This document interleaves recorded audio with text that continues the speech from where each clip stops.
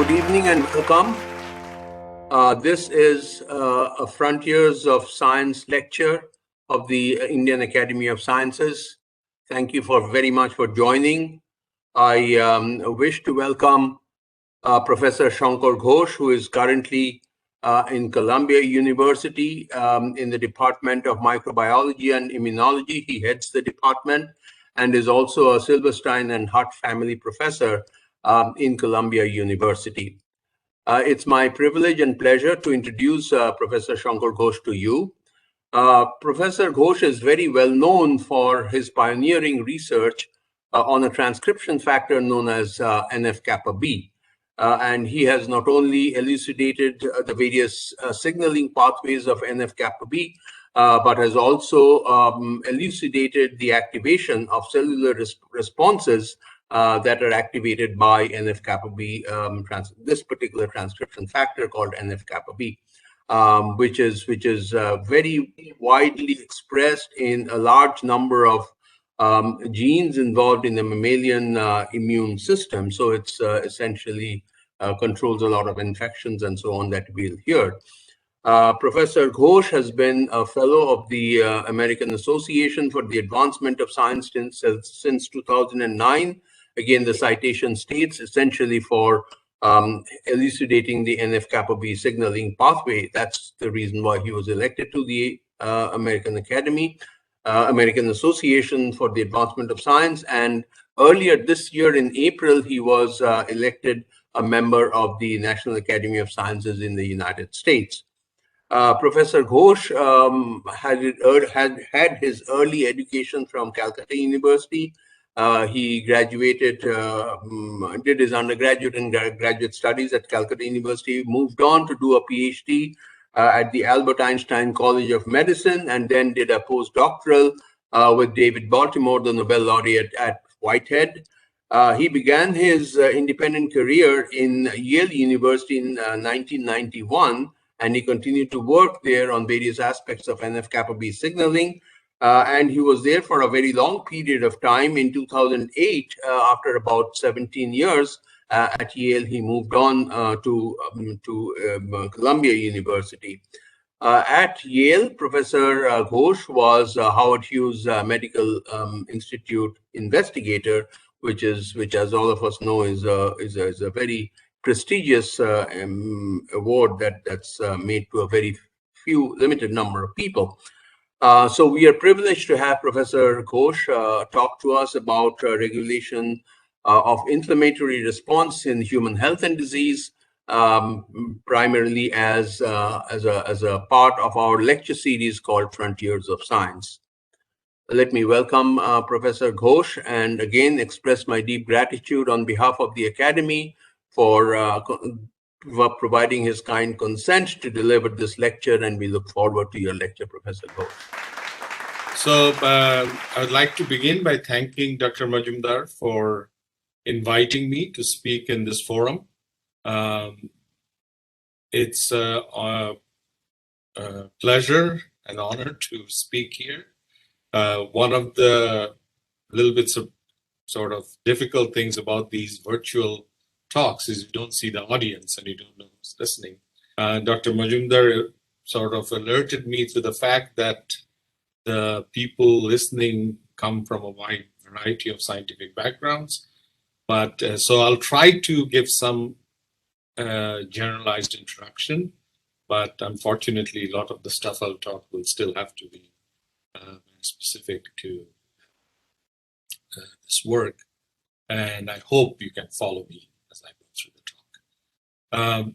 So as Dr. Majumdar already introduced, I have been interested in a long time in this transcription factor NF-kappa B for a variety of reasons, but one of the main sort of attractive features about it was that it is a highly evolutionarily conserved, ubiquitously expressed inducible transcription factor that controls the gene expression of genes, a whole wide variety of genes that play critical roles in the immune system. And evolutionarily, the appearance of NF-kappa B almost coincides with the first appearance of multicellular organisms. So I guess once you had multicellular organisms, you had unicellular microbes and other cells that could try to take advantage of those multicellular organisms. And therefore, at that time, the multicellular organism had to come up with a response system to keep those out. And this NF-kappa B dependent response pathways are very ancient and appeared a long time ago during evolution. And it has been carried on that kind of sort of illustrates the sort of utility of this pathway and the elegance of this kind of rapid signaling that this pathway represents. So at its essence, NF-kappa B induction happens because the transcription factor remains in an inactive form in the cytoplasm of mammalian cells. And upon stimulation of cells with a wide variety of inducers that I'll talk about in a moment, this cytoplasmic NF-kappa B, which is kept there by being associated with a class of inhibitory proteins known as I-kappa Bs, that these I-kappa Bs then get degraded by polyubiquitination, and that releases this NF-kappa B and exposes nuclear localizing signals on these proteins that allow these proteins to then translocate to the nucleus, bind to target genes, promoters and enhancers, and drive transcription of those appropriate target genes. So what this illustrates then is this very simple way to communicate from the cell surface to the gene targets in the nucleus. And it does not involve synthesis of any of the components in order to allow signaling to happen. And for certain genes, this kinetics of activation is very rapid. So for example, TNF, which is a major NF-kappa B induced gene, gets produced upon activation of cells in minutes. And that again illustrates that concept. But then there are genes that are produced in a delayed fashion, and I'll talk about why we have these kind of kinetics of expression, different genes later in the talk. So this NF-kappa B transcription factor is made up of a number of different isoforms and subunits. And in the mammalian, and as I mentioned, is highly evolutionarily conserved, but in mammalian cells, there are 5 distinct members, and they are sort of so-called P65 REL-A, REL-B, C-REL, and then 2 other proteins called P52 and P50. And these P52 and P50 are somewhat surprising because they actually are synthesized as precursor proteins that are processed into smaller. So the precursor proteins are 100 kilodaltons, 105 kilodaltons, but they're then processed into the smaller 52 P50 sizes. And it's unusual because this kind of targeted processing of a protein is not seen. There's still some mysteries as to how it happens. But these subunits actually can form homo or heterodimers with each other. And these different combinations serve sort of distinct biological roles.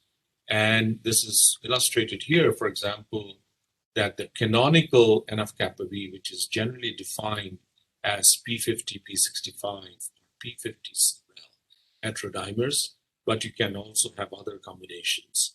And the non-canonical, so the canonical is of course the more sort of widely used system that leads to inducible gene expression, and non-canonical is this other pathway that involves the P52 and REL-B these two things, these two combinations do very different, perform different biological roles.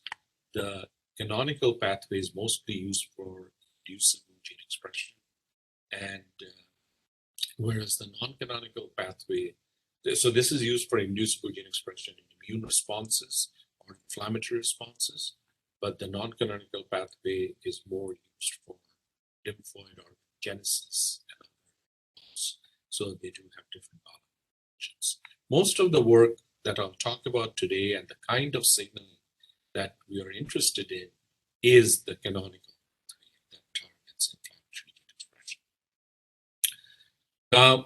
As I mentioned before, and also Dr. Majumdar mentioned, that one of the reasons why this transcription factor has been of great interest to many, many laboratories and has been studied extensively over the past 30 years is that it is responsive to a wide variety of signals, and in turn, this transcription factor regulates the expression of a large number of target genes. And this is illustrated here. So a variety of pro-inflammatory cytokines like interleukin-1, TNF can activate NF-κB, various microbial products like double-stranded RNA, and a very important molecule, LPS, which is bacterial lipopolysaccharide. Just a second. Bacterial lipopolysaccharide, and this is an inducer that is used very often to mimic inflammatory state in innate immune cells like macrophages, and also a variety of physiological stress conditions can all activate NF-κB. And in turn, NF-κB turns on inflammatory cytokines, antimicrobial products, adhesion molecules, and co-stimulatory molecules that act in the adaptive immune response for T cells. So you can kind of begin to sense this sort of central role that this transcription factor plays, something that has been very clearly established by genetic studies, where you can see that if you don't have this pathway, it's basically either allergy, severe immunocompromised states in there. So this important sort of role of NF-κB in so many pathways also means that if there are dysregulation of this pathway, it can contribute to disease conditions. And in fact, a number of those diseases can be broadly separated into two kinds. So one are inflammatory diseases, and they include sepsis, septic shock, rheumatoid arthritis, atherosclerosis, inflammatory bowel disease, and so on. And there are other disease conditions that also manifest itself because NF-κB controls the process of apoptosis and generating a whole series of anti-apoptotic genes. So dysregulation of that can be seen to contribute to cancer and other sort of cell proliferative diseases like incontinentia and infantile. The involvement of NF-κB in cancer has also turned out to be more complicated, more complex and nuanced, because the inflammatory condition also influences this situation that promotes cancer. So, and in addition, it has been shown to act on it acts on the immune system very strongly. The effector T cell response, which is important for the immune clearance of tumors, as well as in T regulatory cells, which can suppress those responses, and therefore it plays a very important process. So anyway, so this kind of, I hope this sort of tells you the kind of broad role that this transcription factor plays. So given our interest in this transcription factor, we have sort of through the years sort of drifted into studying many of these disease conditions, and particularly those that were influenced by NF-κB. And one of these diseases that we, and as I mentioned before, that we have focused on is inflammatory disease conditions. And in particular because inflammation is a very interesting physiological sort of phenotype, because it is something which is very ancient, this whole process of inflammation, and it is required for immune responses, but and proper wound healing. So the beneficial effects of this inflammatory response is that it can initiate wound healing, it can clear cellular debris, and because the inflammatory response is sort of part and parcel of the innate immune response, it plays a critical role in clearing pathogens by the inflammatory response and the innate immune pathway. But it turns out that dysregulated inflammation, that is when inflammation is not kept in very tight control, basically contributes to almost every major disease that we know of. And these, as I mentioned earlier, a little bit earlier, that it contributes to cancer, affects inflammatory diseases like rheumatoid arthritis. It contributes to metabolic disease like diabetes, neurological diseases like degeneration, degenerative diseases like Alzheimer's. So it is sort of at the heart of many of these disease conditions. And despite that knowledge, it has been difficult to simply target the inflammatory pathway because it also plays these very beneficial roles. And so a lot of the work that is going on in the clinical space has been to try to sort of specifically target these pathways in a way that is help in disease situations. Now, one of the disease conditions that we are very interested in is the situation of sepsis and septic shock. And so this is an inflammatory disease, and it also is a prime illustration of this harmful effects of inflammation, but also like that is balanced out with the beneficial effects. So this slide is a complicated slide, but it illustrates some of these principles.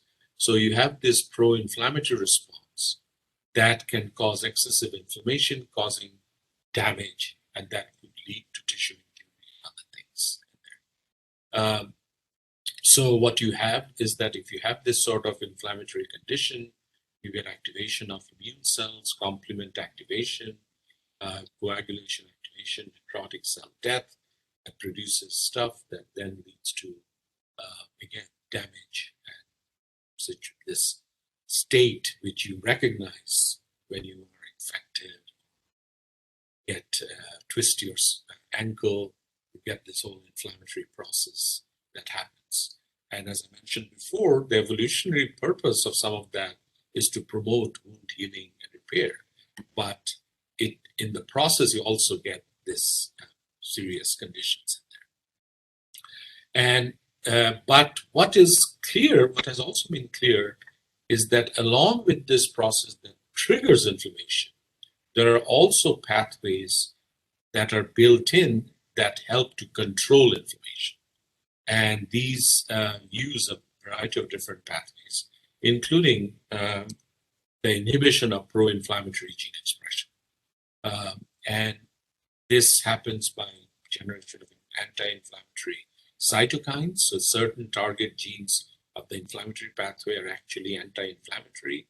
And one of the most well-known examples is interleukin-10, IL-10, that you produce soluble cytokine receptors or negative regulators of TLR signaling, as well as epigenetic regulation. And this is the area that I'm going to discuss with you today. And in particular, the concept that you can affect the inflammatory response broadly by regulating the epigenetic state of the chromatin in these cells. But before I get to that, just to sort of illustrate the problem of sepsis.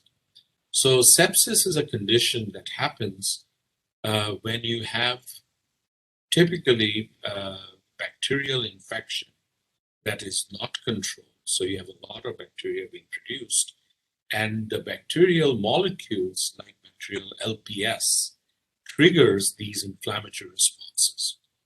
And because they kind of proceed in a manner that is unchecked, they tend to cause severe disease that once it really sets in, for large percentage of patients, ultimately is fatal and the patients die. So this severe sepsis mortality, even in advanced countries like the US with all the facilities, is actually quite high. And this is a data that is really not too far back. And you can see that a very large number of patients actually die once you really develop sepsis. And a lot of these septic deaths occur in hospitals because of the existence of antibiotic-resistant bacterial infections that happen. So this is what basically the basic idea is that if you have sort of prolonged infection, then that leads to sepsis. But in the process, it turns out that prolonged LPS exposure, which is a mimic for bacterial infection, can also lead to a phenomenon called LPS tolerance. So LPS triggers this well-defined cascade. So LPS is the ligand for LPS is the toll-like receptor 4, and that goes through a very well-defined pathway of MyD88, IRAC, TRAP6 to activate downstream signaling targets. But one of the most important signaling pathways that LPS activates is NF-κB. So we know that it activates this inflammatory gene expression, but it turns out that prolonged LPS stimulation alters responses to subsequent stimulation, even though the same signaling pathways are activated. So this phenomenon is illustrated here. So you have naive cells here, you stimulate with LPS, and you get production, in this case, of a pro-inflammatory gene, IL-12. You sort of expose it for a significant time, few hours, then you wash away the inducer, the LPS, and you let the cells rest, and then you come in again with LPS as a second stimulation. And then you find that the level of expression of this inflammatory gene is significantly suppressed during the second stimulation stage. So the cells, we assume in this context, have been tolerized. So this is a tolerized cell that is responding in a muted manner upon the re-exposure to LPS. So the effect of this tolerization is that it is generally anti-inflammatory, and you can see it very clearly. So if you take a wild-type untreated mouse and you inject it with a high dose of LPS, then normally that would trigger massive septic shock and the mouse would die. And you can see it in this dotted line, which is untolerized. But if you inject the mouse with a lower dose of LPS that does not kill the mouse, and then let it sit, and you come back with this high dose of LPS that would otherwise have killed the mouse, but in this tolerized mouse, this high dose of LPS does not kill the mouse. And this sort of tolerization phenomenon is remarkably seen when you take PBMCs, peripheral blood mononuclear cells, from sepsis patients. And they behave similarly to these tolerized macrophages that the experiment that I showed you before. So effectively that you have this expression of high-level expression of these inflammatory genes, but if you look at the sepsis monocytes from patients that have recovered from that, you see that these expression of this has been tolerated. So if you can survive that very strong expression of these inflammatory genes and that inflammatory program, those cells are tolerized and produce less of those inflammatory genes subsequently. So this is quite a fascinating phenotype because you have in a cell line, you have this tolerance phenomenon. But the molecular regulation of this and its links to sepsis has remained poorly understood. So people have been interested in it, and people have looked at various components in the signaling pathway that leads from TLR4, toll-like receptor 4 to NF-κB, and have found alterations in various intermediates in the signaling pathway that could, in aggregate, contribute to this kind of tolerance phenomenon. But knockout of many of these individual components do not abolish this LPS tolerance. And what has been also proposed that because remember, a number of genes are getting tolerized, but maybe individual sort of identifying individual components might not explain the entire situation. And all of the tolerance may not just be limited to NF-κB, but could also involve other inflammatory transcription factors. So one proposal that has come about is that maybe there is a broader mechanism to regulate this kind of gene expression broadly that might involve changes in the chromatin state that happen in these tolerized cells.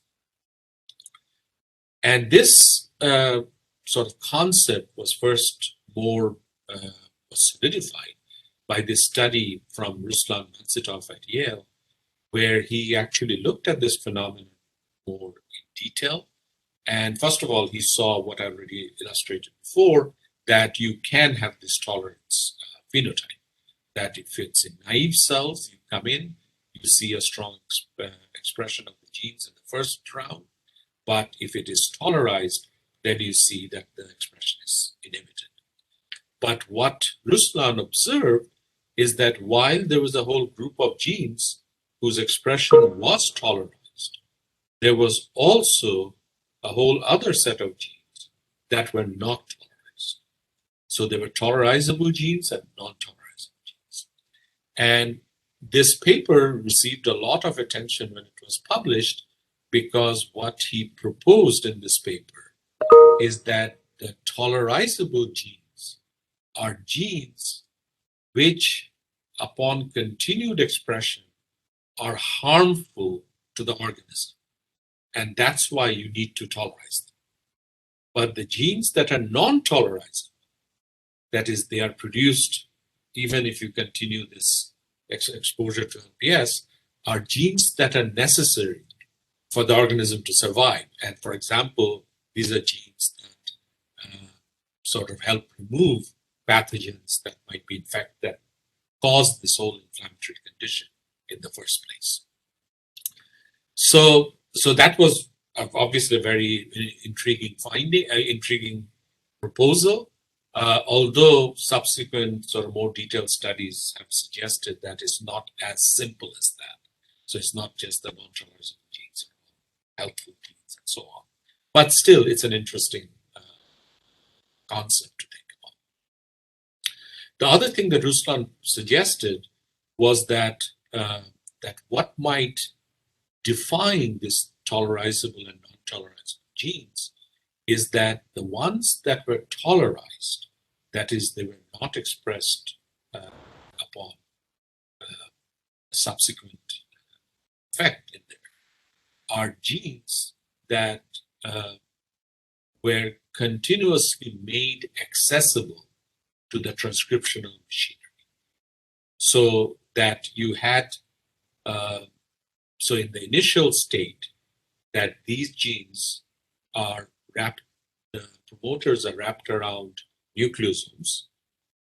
When you stimulate them, the chromatin is modified and the gene is expressed. But when you make them tolerized, then that is no longer happens. So the chromatin modification machinery cannot access those nucleosomes and modify them. And therefore, the expression of those genes are suppressed. So that's the tolerance.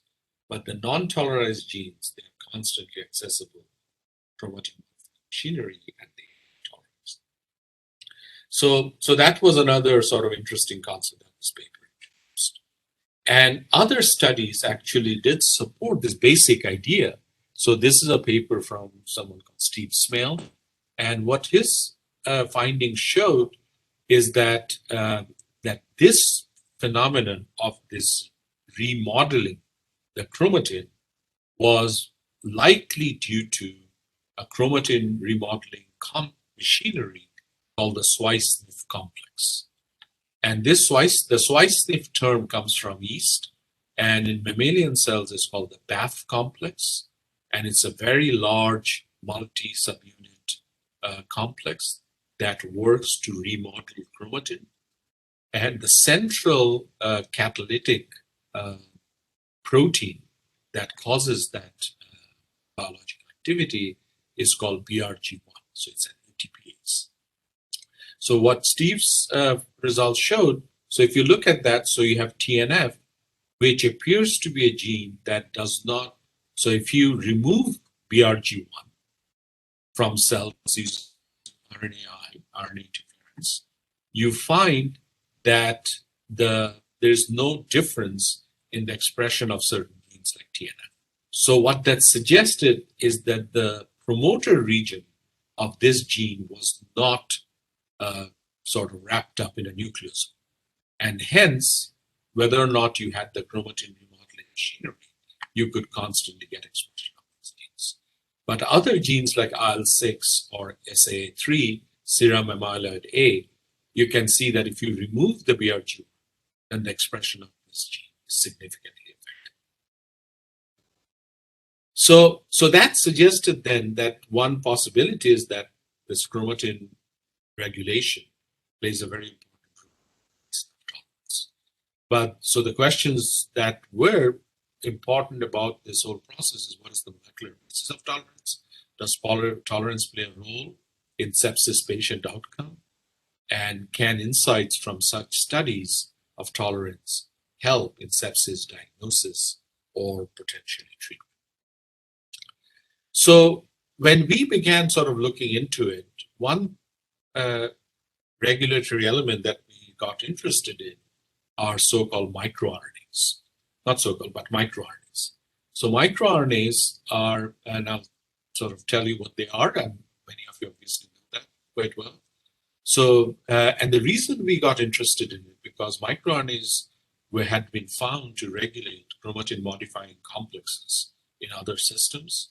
And two major microRNAs were actually found to be upregulated early in the LPS response, MIR146A and MIR155. So both of these microRNAs get induced and they can help to sort of regulate the NF-kappa B activation pathway. So this suggested that these microRNAs may have an inflammatory response. But these microRNAs that had been characterized actually in David Baltimore's lab were activated very rapidly. And their kinetics did not correlate with this whole tolerance phenomenon that I'm telling you. Because that tolerance phenomenon happens over many hours, and in human patients probably over days, whereas these microRNAs that other people are looking at, things that were induced very rapidly. So microRNAs are short RNAs that regulate gene expression post-transcription. And so they are synthesized. They're all two transcripts. They are encoded in the genome, and they produce sort of primary microRNA upon transcription. That primary microRNA has this kind of ability to fold into this structure that is then processed within the nucleus by a processing complex called Ghosh.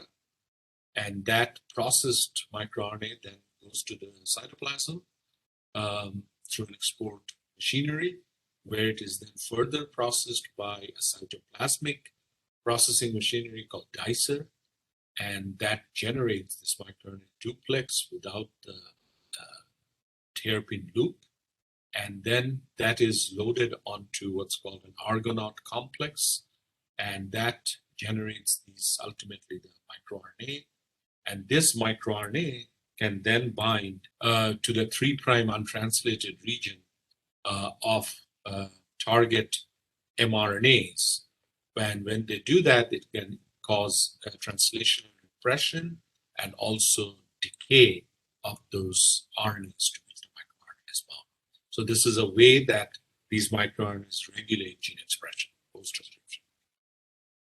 So again, so as this slide just shows that in our experiments, this is that tolerance phenomenon that I was mentioning to you.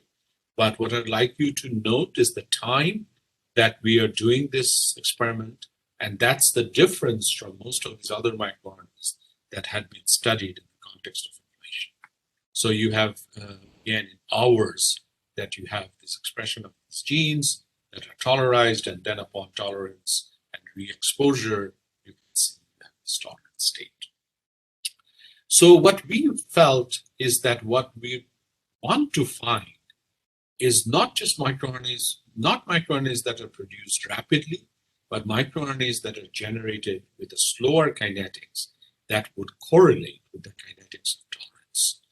So we went through this experiment. We looked for microRNAs that were changed under those sort of kinetic properties. And remarkably, we found that there were actually very few that had this delayed expression profile. And in fact, we had 3 such microRNAs that we characterized, microRNA 22, 29, and 222. And more interestingly, when we then used algorithms to see what might be the potential cellular targets for these microRNAs, it turned out that actually all 3 of them that have this delayed kinetics target potential proteins that are believed to play important roles in chromatin remodeling and chromatin state. So histone deacetylases, DNA methyltransferases, and the SWI/SNF complex. So that's the complex I was mentioning, the BAF complex that regulates nucleosome axis. So, so this shows that these different cytokines are produced and tolerized.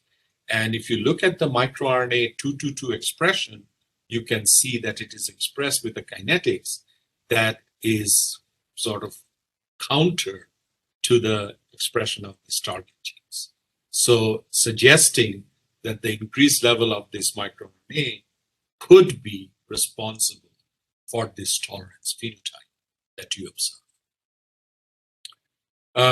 So as I said, that it is by those software algorithms, microRNA 222 is predicted to target BRG1, which is a SWI/SNF nucleosome remodeling protein. And this just shows the BAF complex in mammalian cells. There's a number of large proteins that come together, but the key catalytic component is BRG1, which is the ATP-dependent subunit. And it is required for the expression of a subset of LPS responsive genes. Now, not all genes are wrapped up in chromatin. There are genes that are open, as I mentioned, like TNF. So it's only for those genes that require chromatin remodeling. So in the late response genes, then you have this nucleosome bound state. And so the SWI/SNF complex comes in, it removes this nucleosome and allows the binding of transcription factors like NF-κB, P50, P65 to the promoter and allows expression of genes. This just shows the prediction of that shows that BRG1 microRNA 222 targets BRG1, and this is again using software. This is one of the targets. MicroRNAs can target other a large number of targets, but the BRG1 happens to be one of the preferred targets in that you can detect using this software. And as I showed before, that the BRG1 levels inversely correlate. So the level of BRG1 actually inversely correlates with the increased level of, because remember, the microRNA reduces the expression of the genes it targets, proteins it targets. And so if the level of microRNA 222 goes up, you would expect that BRG1 would go down. And in fact, that's what you see in this kinetic state, kinetic pattern. So microRNA 2, so we wanted to know if microRNA 222 could suppress BRG1 dependent gene expression. And again, we are focusing on these genes that was in that earlier paper that I showed you before. So what we find is that if we express this microRNA cells, so genes like TNF are not affected, as was seen before when you remove BRG1 directly with RNAi. But here we are doing it with this microRNA. But genes like IL-6 and SAA3 are affected in there. So if it is reducing the level of BRG1, then it should also correlate with the reduced level of BRG1 being recruited to the chromatin, to the sites of the promoters. And that's what you see when we do chip experiments. We can see that if you express MYD222, then the level of BRG1 that goes to the promoters is reduced, as shown here. And also histone acetylation, which is a marker that correlates with chromatin remodeling process. So to prove that this was actually happening by directly targeting the microRNA itself, we, in a cell line using a CRISPR strategy, we actually deleted the docking site on BRG1 that is targeted by MYD222. This shows that we did that. And so when we do it, we find that if you delete this BRG1 untranslated region, that is the docking site, then you don't get the tolerance or the BRG1 dependence that you see in the otherwise BRG1 dependent genes. So in the non-targeted cells, you see this sort of expression of these genes, but upon deletion, you see that is reduced because BRG1 can no longer access, the microRNA cannot access that BRG1. So this model of what we think is happening, so this is just a summary. So I skipped that other slide because there's a better way to show it. So we think we've identified a new mechanism contributing to tolerance in cells, linking kinetics of chromatin changes and selectivity in altering immune response.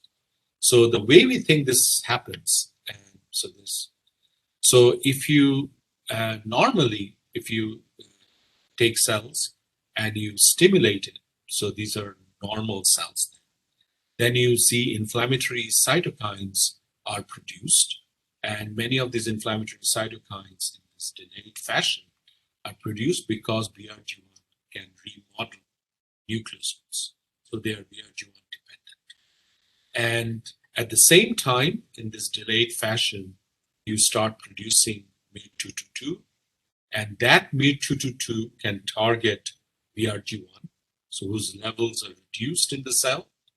So now, if you, then if you look through these different steps, so right at the beginning, the nucleosome basally blocks the promoter. If you stimulate the cells, BRG1 is synthesized and produced, and BRG1 remodels the chromatin, allowing for transcription. But as time goes on, the MYD222 leads to BRG1 degradation, and further synthesis is blocked because you have elevated levels of MYD222. And the nucleosomes then close back onto the promoter. So this is the first phase that happens when you do this. And then if you come in and re-stimulate, because the BRG1 levels are limited by MYD222, it leads these nucleosomes are not as effectively remodeled. And therefore, you get basically a diminished response of these inflammatory cytokines, which is what we are calling tolerance. However, if you remove the MATE2/2, and that if you take out the MATE2/2, then the BRG1 can be resynthesized, and that allows this promoters to remain open, and therefore when you re-expose the cells, you get the same level of expression, and you don't have tolerance. So then we wanted to ask is whether this MATE2/2 affects tolerance in vivo. And so for that, we looked at mouse models and sepsis patients. So what we saw, first of all, is that MATE2/2 is upregulated by LPS in vivo and contributes to the protective effects of LPS tolerance. So if you inject LPS into mice, we can see that the level of MATE2/2 increases as we expect. And so to test its functional contribution, we made a knockout mouse where we deleted MATE2/2 gene. And this shows that you don't have MATE2/2 cells. And when you have the deleted MATE2/2, you no longer then see this tolerance now. So remember that this IL-6 and SA3 were tolerized very efficiently in the wild type cells. But now if you remove the MATE2/2, then they are not tolerized. And that inability to tolerize in the first phase also is seen in a difference in the survival of these mice upon LPS-induced shock. So in untolerized mice, if you give a high dose of LPS, you see the mice die. If you have tolerized mice, then as I showed you before, mice live longer. But if you have the knockout, then you have rapid death of these mice. And gene expression analysis suggests that MATE2/2 reduces the ability to fight infection by affecting the expression of immune response genes. So many of those genes that are tolerized, not tolerized, or affected by the MATE2/2 are actually genes that are involved in the response.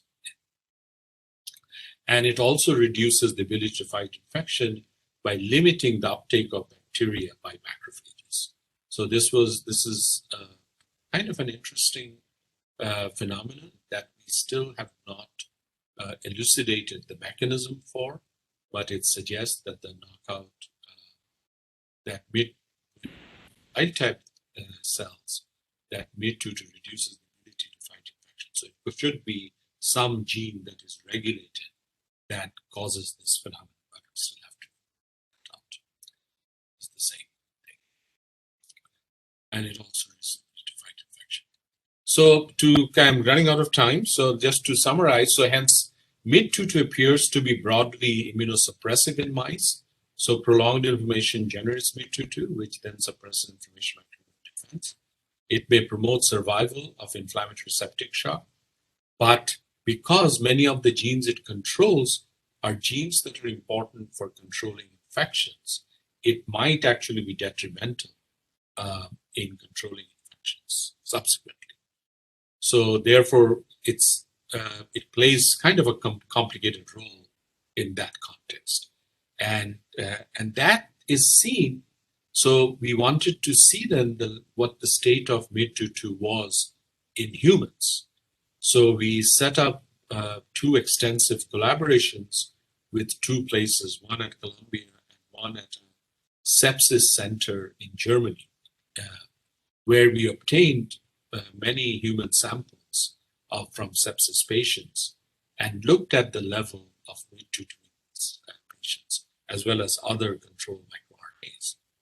And what we found is that in these sepsis patient samples, that the level of MATE2/2 was significantly increased in there, which would be suggesting that when you have these sepsis conditions, MATE2/2 is produced. But remember that this increased MATE2/2 is also suppressing these immune response genes. So therefore, it's basically something that is maybe contributing to the sort of bad prognosis that happens when you have sepsis, because it basically makes you more compromised, and therefore infection becomes even And the negative correlation between MATE2 inflammation and BRG levels also observed. So as the MATE2 levels are up, you can also see BRG levels are decreased. And this is shown here. So as in samples where the level of MATE2 is increased, the BRG is decreased. And what you can also find is that the inflammation of cytokines such as TNF are also correlated with this. So interestingly, this MATE2 levels appear to segregate between inflammatory from severe sepsis patients. So what you find is so obviously the trigger for all of these is infection by bacteria. In many patients, that infection leads to an inflammatory infectious state, but it doesn't lead to death. It doesn't lead to severe sepsis. So one of the challenges clinically has been to discriminate between patients who are to proceed to severe sepsis and death and those who stay sort of whose disease would be taken care of, treating with antibiotics, and just taking care of the infection. So the ability to discriminate between these two populations is a clinical problem that is of great importance. So what was done is that by our collaborators is to segregate these patients into different pots.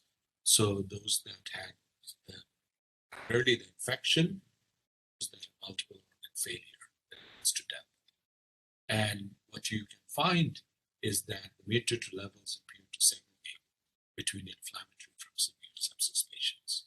So those that had bacterial infection that could be taken care of, level of MicroRNA was not dramatically altered, but the ones that were headed, so this is being done retrospectively because they had maintained samples of patients and that you can see that those that went on to have organ failure and death significantly greater levels of MATE2. So suggesting that this increased level of MATE2 is maybe a diagnostic marker for what's going to happen. Maybe a better marker than generalized inflammatory breakdowns. So in conclusion, MATE2 is a regulator specific to persistent inflammatory responses. It regulates chromatin remodeling complexes to prevent transcription-specific subsets. In mice, it helps protect against inflammatory septic shock. However, it also increases susceptibility to infection, and MATE2 expression increases and likely facilitates immunosuppression in the course of human sepsis. So future directions that we're pursuing with this is that MATE2 and other regulators of tolerance will offer a unique means to diagnose severe sepsis, that is those that are going to sort of potentially develop severe sepsis, and hence their treatment strategies could be altered or focused to make sure that they are treated appropriately, and stratify patients, allowing for better testing and development. The question is, does MATE2 predict organ failure during sepsis at an earlier stage than current markers, and can better mouse models of sepsis better replicate the course of human disease? And then can we use these models or markers to clearly determine if tolerance is beneficial or deleterious during sepsis? So it is potentially beneficial early in disease because we're suppressing those inflammatory damage, but could be problematic later because it suppresses this immune response genes that are critical for maintaining these infections. And also the difference between non-severe and severe cases. And can we accelerate inhibit tolerance to improve patient outcomes? So these are all questions that we have. So just to acknowledge the people who did the work, the vast majority of what I talked to you was done by a student in the lab, John Seeley. And we also collaborated, as I mentioned, with two groups for the sepsis studies. So Daniel Friedberg was at Columbia, and Sachin Deshmukh in the Center for Sepsis Control and Care in Jena, Germany. Samples for that. And Matt Hayden's junior faculty studies, and obviously other people in the lab. So thank you. Well, thank you very much, Professor Ghosh. That was a very wonderful exposure to NF-kappa B, the various signaling and relationships with other genes, including microRNAs. Thank you very much for this wonderful talk. I will ask Professor Ghosh one simple question. You mentioned about LPS and about NF-kappa B and inflammation. LPS is also used as an adjuvant in various vaccines. The kind of interactions and the pathways that you elucidated for LPS and its relationship with NF-kappa B and inflammation, my understanding is that LPS is used as an adjuvant essentially to boost up the immune system, but does it also work on this inflammation-oriented pathways? So that's what I've been saying, that in a way that, so LPS triggers the toll-like receptor pathways that lead to NF-kappa B activation and target genes. But the phenomenon can be differentiated into what happens very early when you produce just these target genes, and what happens with chronic exposure, which is when you have this entire phenomenon of tolerance, sepsis, all these things that come into play. So that's, and it's basically its biological role in signaling is that it activates the TLR4 pathway. That's its key role. So in the context of vaccines, then it would not be obviously a chronic exposure. It would be because it's usually one-time or two-time exposures. Yeah, I don't know if LPS is something that is considered to be a candidate for vaccine adjuvants, because it would be, in my mind, that it would be a too strong inducer of the inflammatory response to serve as a safe adjuvant. I mean, it is done. I mean, I'm not saying, so obviously microbial mushes are used to act as an adjuvant in certain conditions. So Freund's adjuvant is mycobacterial, is a mycobacterial mush. But I'm not sure that such strong adjuvants are used in human vaccines. I'm not sure. I just don't know. For the typhoid vaccine, LPS is the adjuvant that is used. Okay. It is okay. So then that's what it is. Yeah. But the whole purpose of in those adjuvants in that condition is to trigger the innate pathway that facilitates the mounting and the activation of the adaptive pathway for the triggering of T cells and ultimately B cell and antibodies. Yeah. But it doesn't induce inflammation related pathways. No, yeah, it does. I'm sure that's the whole issue with inflammation, is that it's so tied in with the innate response. It's basically, that's the problem. So just inhibiting inflammation sometimes is harmful because you need it for other things too. Professor Basak? Yeah, thank you. And it's a wonderful talk, Shankar. As usual, we always learn something from you. I think the question is really about this microRNA mediated regulation of tolerance. And it's very nicely captured in your study that the kinetics of this, at least a subset of microRNA, their activation, their kinetics of their expression sort of matches up with the tolerization time points. Then the other part of the question is, of course, that how long this tolerized state persists would depend on the half-life of this microRNA or this subset of microRNA. Yeah. Any comment on that? Yeah, so these microRNAs are actually very persistent and they show up. And as I showed in human patient samples, you can detect the differences, right? And those in the human patients, of course, you're talking about days when a patient gets infected, comes to the hospital, gets all these samples taken.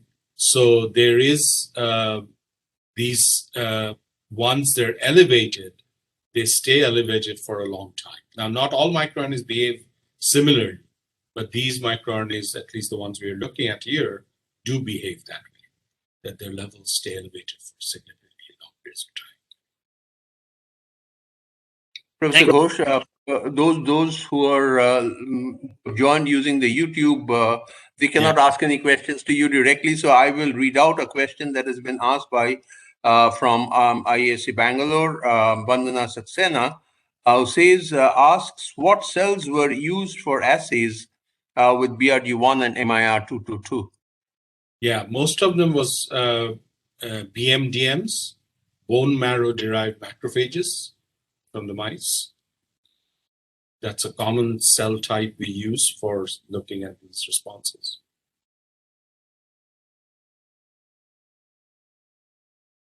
Good. I don't see any further questions. So thank you very much. Really appreciate your taking the time off and educating us. And on behalf of the entire fellowship and the associateship of the Academy, thank you immensely. Thank you very much. Thank you, and thank you for the audience for being there. And so hope to see you all later sometime. Okay, bye. Thank you.